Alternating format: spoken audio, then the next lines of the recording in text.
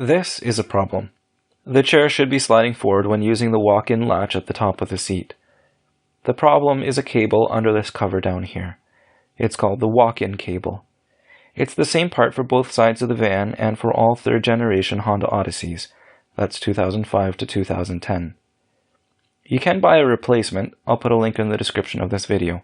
It'll cost you about $50 to $60. However, I'm not going to do that.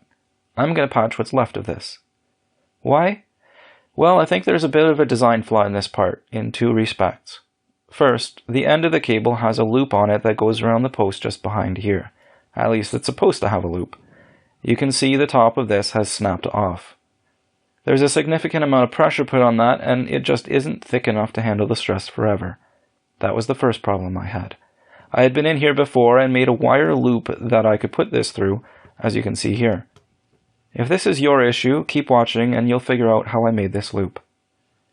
That held perfectly well, but now about a year later, the cable snapped completely at a point where it rubs against the casing it slides through, so that's what I'm fixing today. To do this, I'm using 1/16 inch galvanized aircraft cable, which is stronger and a bit thicker than the cable used by Honda. You can find this at Home Depot or other hardware stores. You can find it online, I'll put links down below, but you can usually only find it online in longer lengths. You won't need any more than 1 foot, so if you can find a place that will sell it to you by the foot, you're better off. We'll also need 2 ferrules, which are these things, made for 1/16 inch cable. If you're in the US, you can buy this ferrule and stop set at Home Depot for $1 and change. Buy extra in case you mess up. I did mess up at first. To start, we need to get this bottom cover off. Before starting, I suggest moving the seat forward, put the headrest all the way up, and lean the chair forward all the way so it hits the front seat. This will let you pull on the handle without the chair flying forward on you, but it also keeps the armrest out of your work area. Start by removing the 2 fasteners. There's a screw under the handle. Then remove the little cover on the side and remove the bolt using an 8mm socket. Removing those first loosens things up so we can take off the handle. This is honestly the hardest part of this whole ordeal. There is a metal clip around the inside of the handle which has to come off first. This is what it looks like. I'm going to show you how to remove it on the other side of the van since I did not put this clip back when I opened up the passenger side last time. And I suggest you don't put it back either. The reason will become apparent. Start by using a pry bar to bend the plastic cover in. This will give you access to the clip. I'm using thin needle nose pliers to push the one side of the clip up.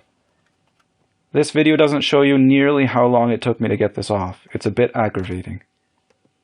Once you get that clip loose, you can start prying at the handle from different angles to pull it straight off. You can see that it still takes significant effort to pull this off. This is why I suggest you don't bother putting the clip back later.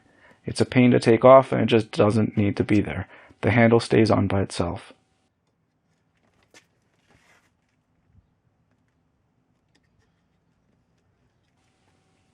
Now you can just yank the cover off.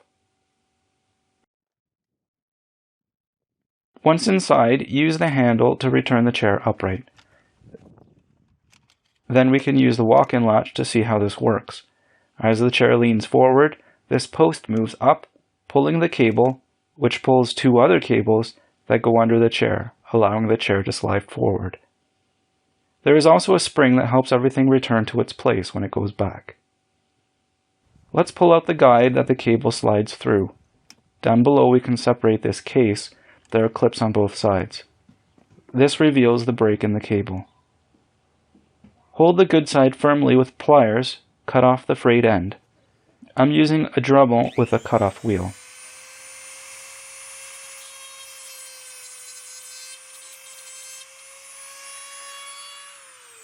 Now we can measure roughly how much replacement cable we need by looping the end around the post and measuring down about a ½ inch past the tip of the existing cable.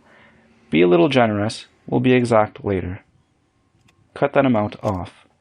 Again, hold the good side firmly with pliers while cutting.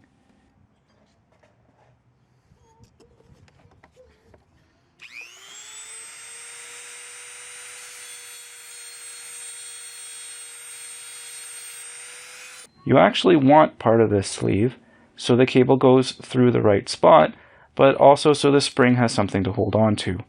But because of the splice we're going to make, we need to cut most of it off. Don't cut it here where I'm cutting, cut closer to the rubber part. For extra security, I'm going to put some epoxy on the cable where I fasten it in the ferrules. So I'm mixing up some JB Weld here in preparation.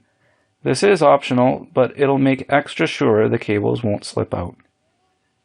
To make the loop, put one end of the cable through one side of the ferrule.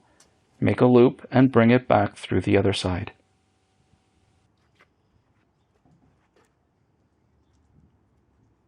Then put some of the epoxy on the spots of the cable where it'll be in the ferrule.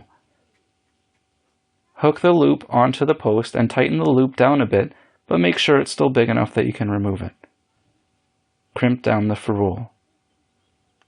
Pull the loop off the post and measure the length of the cable against the broken piece. The length is important here. A little smaller is fine, but if it's too long, it just won't work. Trim your new piece to be the same length if needed. Put some epoxy on the end of both cables. Feed them into the ferrule. And clamp it down. Take the loop and put it around the post. Then push the rubber guide into place. If the length is right, there should be tension on the cable right now. At this point, you can try it out. You'll see there's a little metal block that comes out of the plastic here. That's what the other two cables hold on to. I'm a little worried that this might come out too far one day and get stuck, so I'm going to cut up the other half of that little casing so I can snap it on. That should help it stay in place.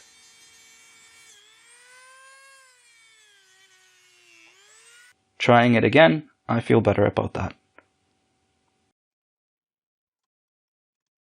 I found some gobs of grease on the track that I stole to grease up the part of the cable that goes through the guide, to help reduce the friction there. Now we can put the spring back on. Hook it into the loop, and the other end through the hole in the rubber. All that's left is to put everything back together. So snap the cover back on.